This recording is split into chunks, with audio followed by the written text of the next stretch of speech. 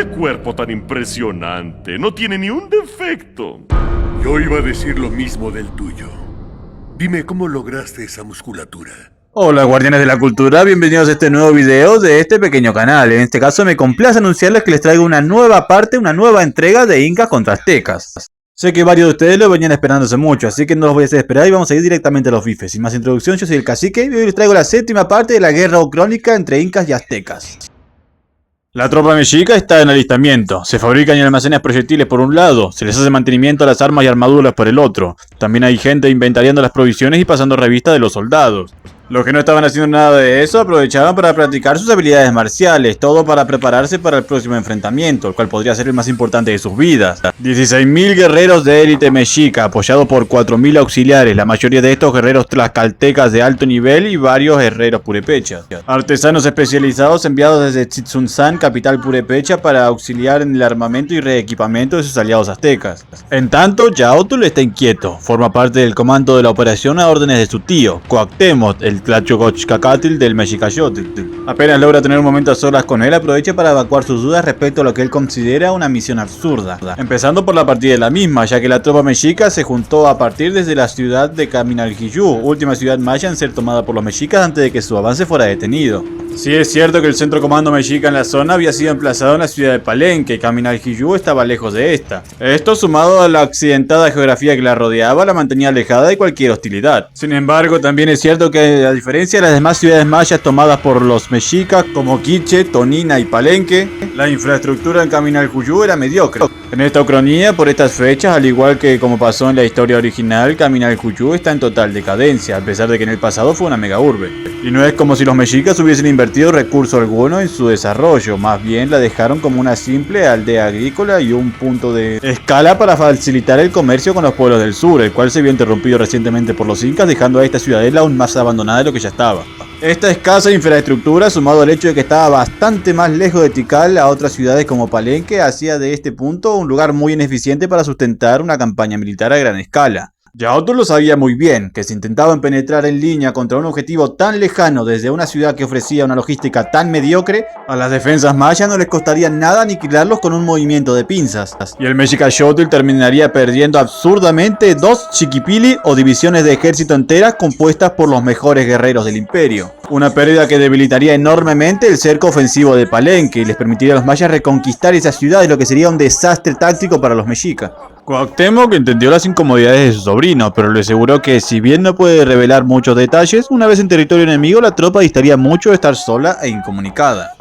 Tlacahuepatzin estaba moviendo hilos para garantizar eso. Ya conoces a tu tío, el Tlatoani. Hace nuevos amigos en cualquier lugar al que va, incluso en los momentos más convenientes. Yaótl apretó fuertemente los puños al entender la desleal artimaña, pero reflexionó que en esta ocasión podría ser estrictamente necesario. Él aún sostenía que la principal amenaza para el Mexicayotl no eran los mayas, sino el ejército del sol, y el ejército mexica debía concentrar todos sus recursos en enfrentar esta amenaza. Cuauhtémoc supo la incomodidad de su sobrino, revelándole que él la compartía, y entonces comunicó: No creas que nos estamos descuidando de ellos. Este movimiento es muy arriesgado pero absolutamente necesario. Solo conquistando completamente a los mayas podremos avanzar de forma uniforme contra este nuevo país del sur. El ejército mexica jamás fue superado en un choque frente a frente, y eso no cambiará pronto, te lo aseguro. El verdadero ejército del sol somos nosotros. En otro lugar, Quetzalli se encuentra en una situación estresante. Hace varios días que la secuestraron en las afueras de Palenque y ahora se encuentra en un lugar extraño, atada de manos y pies y con los ojos vendados. Ella no lo sabe, pero fue llevada a un campamento clandestino en la desembocadura marítima del río Usumacinta, actual frontera entre los mayas y los mexicas, y donde funciona un mercado negro. De pronto sintió a alguien acercarse a ella. El pánico la llevó a intentar gritar, pero esta persona le cubrió la boca para que no lo hiciera y le quitó la venda de los ojos. Resulta que se trataba de su tío, el Tlatoani. Este impresionado empezó a tocarle el rostro, la viva imagen de su difunta hermana, aunque más joven, por lo que solamente podría tratarse de una persona. ¿Quetzalli? ¿Eres tú, mi niña? ¿Por qué estoy siendo maltratada de esta manera? Soy sacerdotisa de Tlaltetecuin y reniego este trato, aún viniendo del soberano.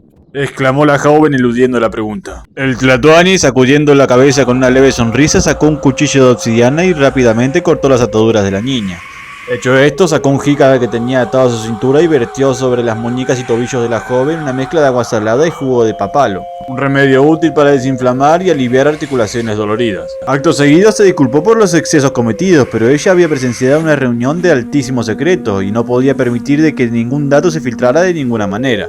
Sin embargo, eso no era lo importante ahora, sino el hecho de que la hija de su difunta hermana estuvo viva todo este tiempo. El Tlatoani había pasado la última década y media pensando que su sobrina estaba muerta, por lo que pensó que debía tener muchas preguntas y quería ponerse al día con ella. La realidad es que no estaba equivocado. La joven Quetzali, quien había crecido durante toda su vida sin más que un tenue recuerdo de sus padres, empezó a hacer preguntas de su madre aprovechando esta oportunidad. ¿Qué clase de persona era? ¿Qué cosas le gustaban? ¿Cuáles lo disgustaban? ¿Cuáles habían sido sus hitos de vida? Al cabo de unos minutos, entre los ojos de ambos escurrían lágrimas de felicidad al recordar la vida de la princesa mexica, aquella que inundaba de alegría cualquier lugar en el que se encontrara.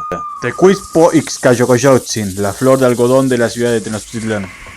Una mujer que existió de verdad y ustedes la conocerán mejor por el nombre de Isabel Moctezuma. Sin embargo, llegó el momento de contar la última historia y los ojos del Tlatoani se entristecieron. Una guerrilla subversiva que se oponía al poder de los mexicas había ganado gran poder e influencia en el recién anexado estado de Tlaxcala.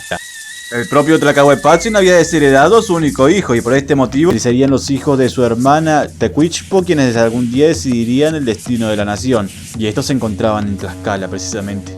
Fue por eso que mandó a buscar a su hermana a Tlaxcala y traerla a salvo a Tenochtitlán junto con su familia por su seguridad, pero no presintió que los subversivos ya esperaban esto.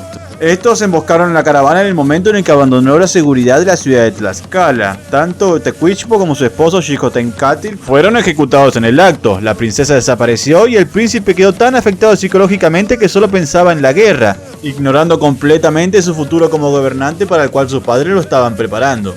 Para colmo de males, los subversivos se hicieron con el poder en Tlaxcala y volvieron a entrar en guerra con Tenochtitlán. Estas guerrillas internas provocaron un debilitamiento en las campañas del sur y provocaron también indirectamente que los mayas lograran mantener su independencia. El ya envejecido Tlacahuepatzin, resignado a la idea de poder legarle esta responsabilidad a un heredero confiable, debió continuar con la guerra él en su avanzada edad. Aunque esa no es su mayor carga, la muerte de su querida hermana sin que él pudiera hacer nada para salvarla es el mayor peso que lo ha perseguido hasta estos días. No la pude cuidar, no la pude despedir y no la vi. Nunca más en mi vida la vi, nunca más. Y si alguien hoy me concediera un deseo, lo único que quisiera, nena, ¿sabes qué es? No que la resucite, sería demasiado pretencioso de mi parte. Que me vuelva ese día, nada más que ese día.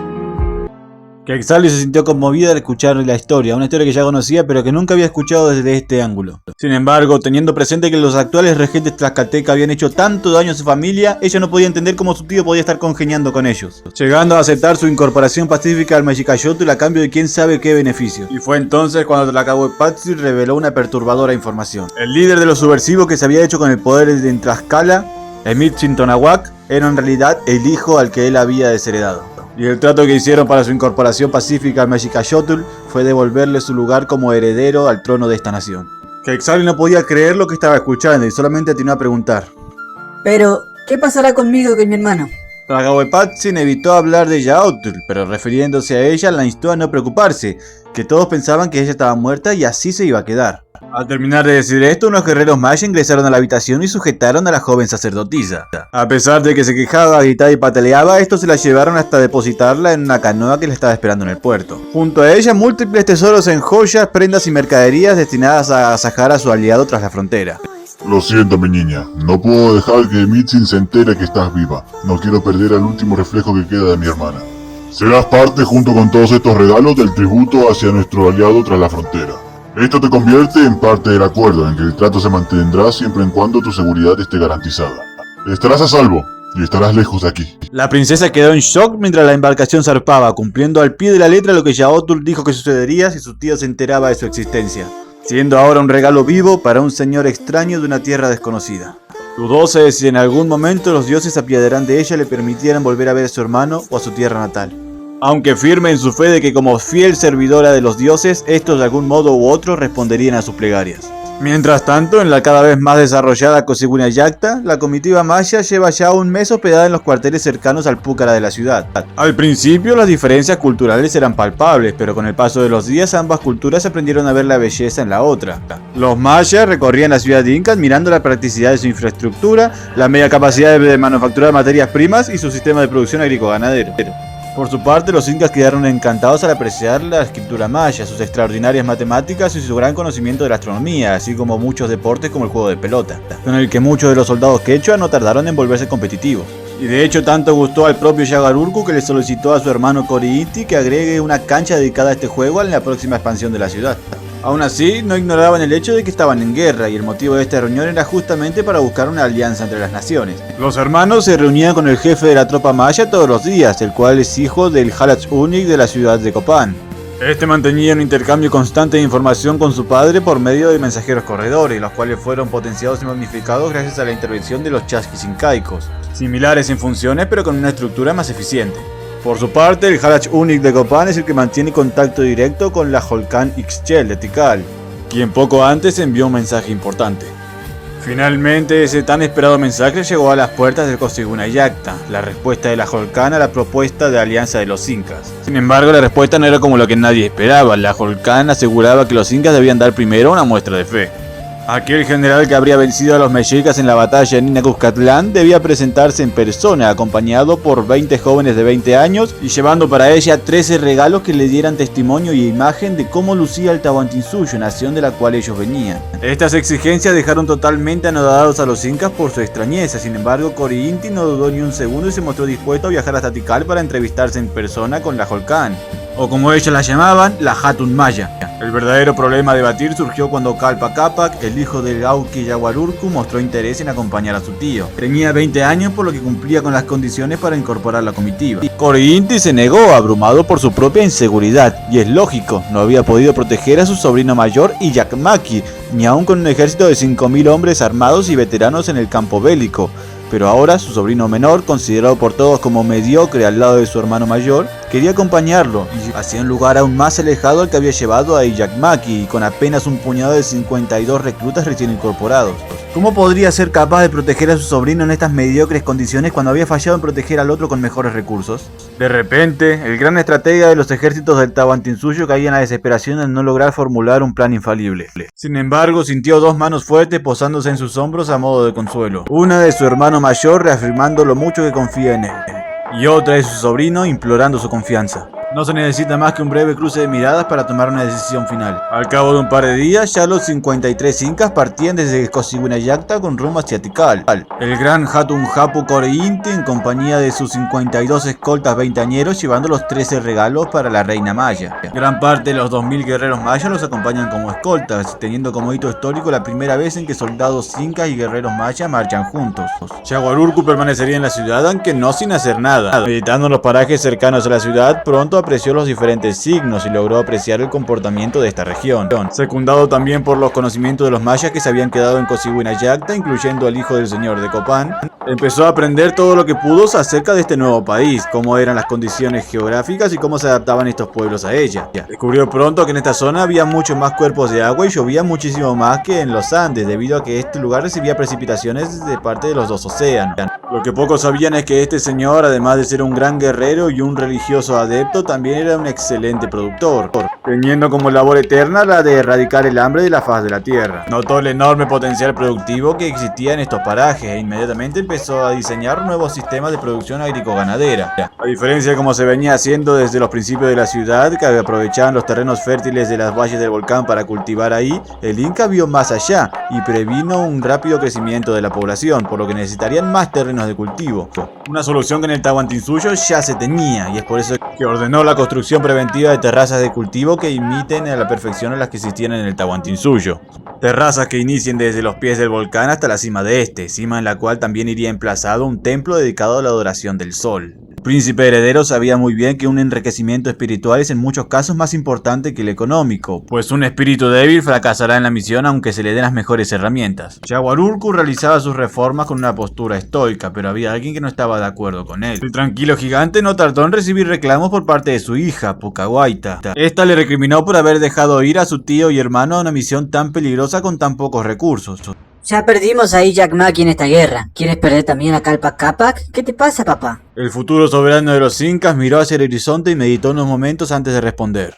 Morir en tus propios términos siempre será mejor que vivir por expectativas ajenas. Pero tranquila, he meditado y he consultado con nuestro Padre el Sol y confío en que estarán bien. Aún con esta explicación, Pucahuaita no estaba conforme. Su tío y su hermano, con apenas medio centenar de hombres en el corazón de un territorio que podría volverse hostil en cualquier momento, era una locura. Y aún teniendo al hijo del señor de Copán en Cosigüinayacta, eso no era garantía suficiente. Fue entonces cuando uno de sus chanaconas ingresó a la habitación en la que se encontraban anunciando que había personas afuera esperando entrevistarse con ellos. Se trataba de Imox, el hijo del señor de Copán. Este traía a Marullana para que oficiara de traductor en la reunión. Este había sentido la necesidad de venir a explicar algo importante. Reveló que los mayas tienen una sagrada devoción por la numerología. Las matemáticas son el lenguaje del universo para ellos y cada número tiene un mensaje cifrado. Bajo este concepto, los números 1, 13, 20 y 52 hacen referencia al destino, la transición de ciclos, la voluntad de los pueblos y el fin de una era respectivamente. El noble maya se tomó la libertad de reflexionar en voz alta. Un emisario entrando a Tikal con 52 escoltas de 20 años y trayendo 13 regalos. Si tuviera que adivinar, diría que la Holcana decidió apostar por esta alianza y hacer del primer encuentro en la capital un símbolo para el pueblo. De repente, un fuego encendiéndose súbitamente detuvo la diatriba de Imox. Fue Pucahuaita encendiéndole fuego a su Warikiji, una especie de báculo adaptado para poder llevar una candela en un extremo. La misma podía ser utilizada para desatar incendios controlados, para iluminar o inclusive como arma. Marullana inmediatamente se puso muy nerviosa. Había pasado tanto tiempo fuera del Tahuantinsuyo que por un momento había olvidado quién era esta mujer. Hay una razón por la que Pucahuaita continúa soltera a sus 22 años a pesar de vivir en una nación en que las mujeres se casan a los 16. Y es que todos los hombres que la han pretendido huyen de ella como si un demonio se tratara. El motivo es que a pesar de su delicada apariencia tuvo una participación muy activa en la guerra de conquista del norte, guerra en la cual mostró una locura barbárica. Con un dominio absoluto de la piromanía logró forjar una fiera reputación al adjudicársele numerosos incendios durante la guerra. Incendios que iban desde postas y fortificaciones enemigas hasta ciudades enteras que se habían rehusado al sometimiento pacífico. Esta reputación, sumada a su carácter explosivo, hacía que los hombres se sintieran atemorizados por ella, especialmente cuando le encendía fuego a su instrumento.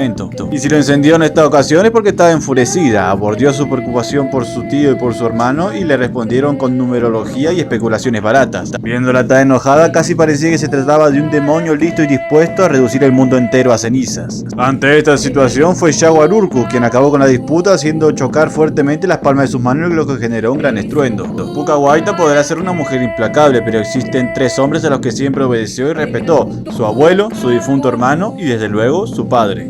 Jaguar Urku agradeció a sus interlocutores por la información y los despidió no sin antes solicitarles una reunión para el día siguiente, una en la que pudieran discutir estos asuntos con más calma. Una vez solo regañó a su hija por haber hecho pasar un mal momento a un invitado diplomático. Sin embargo, reconoció las incomodidades de la joven y procedió a contarle una información importante. Jaguar Urku revisó un gabinete que tenía cerca suyo y sacó un pequeño equipo para entregárselo a Pucahuaita. Pucahuaita lo tomó y al decodificarlo se dio cuenta de que contenía información muy precisa acerca del estado de la caravana en estos precisos momentos. En términos numéricos decía cuánto se había avanzado, en qué dirección, por cuántos parajes se había atravesado y un informe general de lo que estaban viendo. Pucahuaita estaba confundida ya que ningún mensajero había llegado en los últimos días de que la caravana había partido. A esto su padre le afirmó que no utilizaría un método de mensajería que un enemigo pudiera interceptar. Tienes que aprender a guardar aplomo, hija. No todo aquel que te molesta merece ser ejecutado, y no todo problema que te agobie merece una medida extraordinaria para su resolución. Le mencionó que tenía una comunicación fluida con uno de los integrantes de la caravana por medio de palomas mensajeras. Si bien en la historia real los incas no conocían este método de comunicación, en esta Ucrania sí, ya que tenían un contacto muy fluido con determinadas especies de aves, incluida la paloma,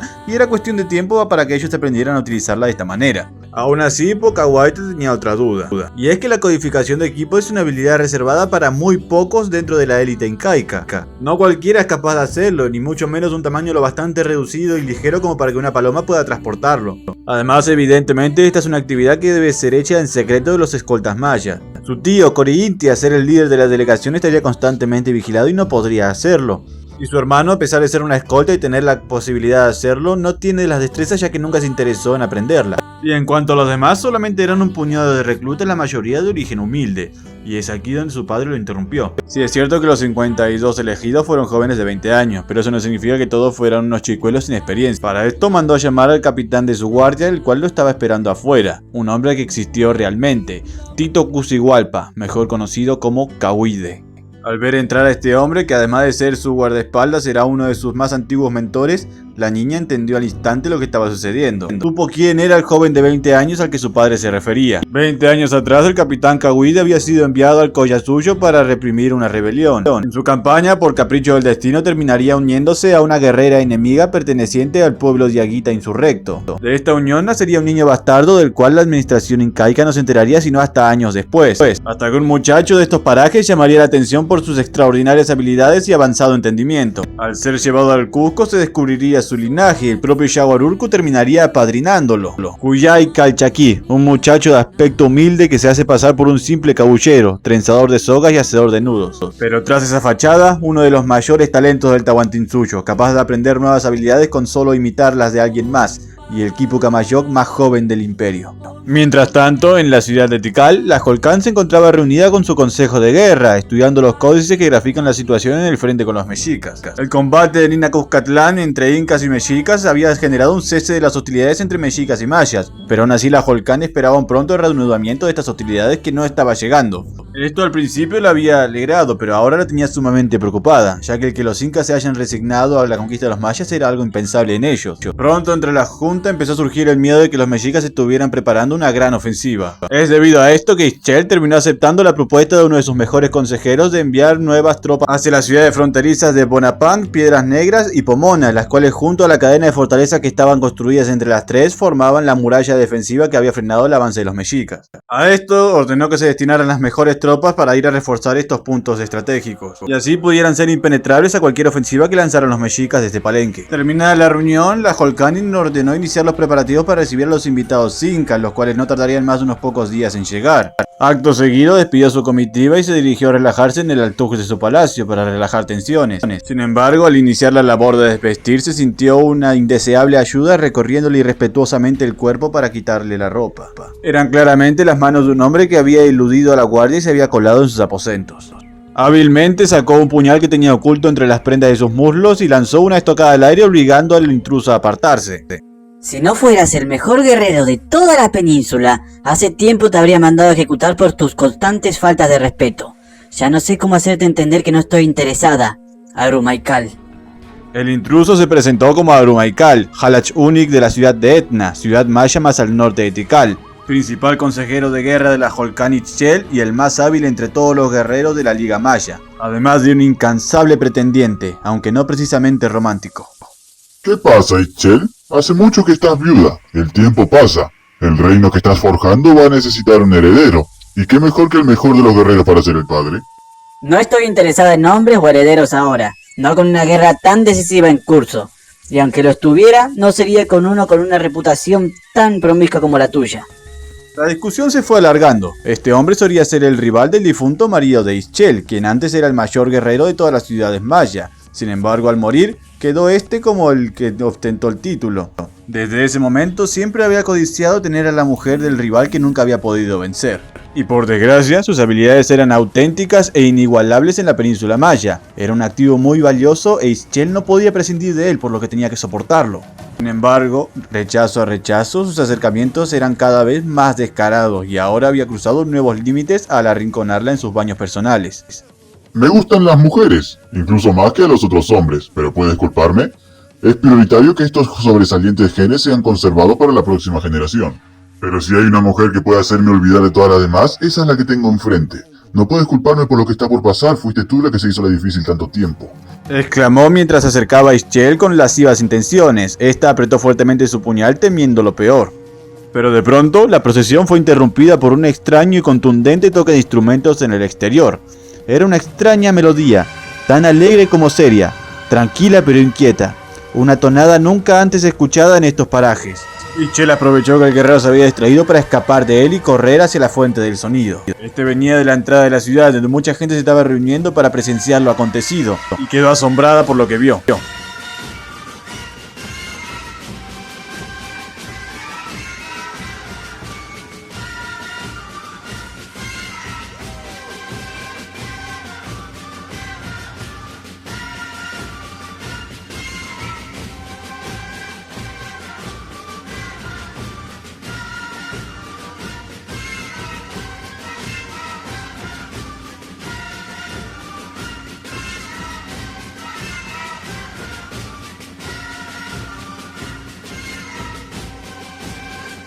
Los incas, pocos en número pero sabiendo bien cómo hacerse notar, hacen su entrada a Tikal. Ambas culturas tan extrañas entre ellas se observan y se admiran. Pero entre tantas miradas yendo y viniendo, los ojos de la Holcani Chell y del Hatun Hapu Cori Inti son los primeros en encontrarse. Y bueno amigos, eso es todo por hoy, pero antes de retirarme me quiero tomar la libertad de saludar al suscriptor Javier Eduardo Gutiérrez. ¿Por qué? Simplemente porque me lo pidió. Gracias por tu incondicional apoyo, campeón.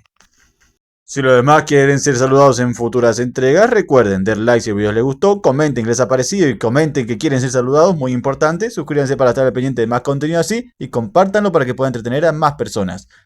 Y recuerden, aquel que no sepa de dónde viene, poca idea tendrá dónde pretende llegar. Cuídense mucho.